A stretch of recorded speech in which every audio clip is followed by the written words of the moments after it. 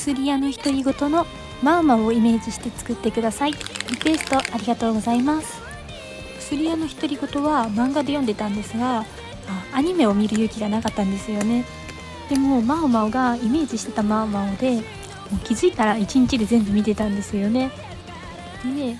マウマウは緑色の髪の毛と水色の瞳にリボンが特徴的で、毒のイメージがある紫色に毒が銀に反応するということで、銀箔を合わせて今回はデザインしました。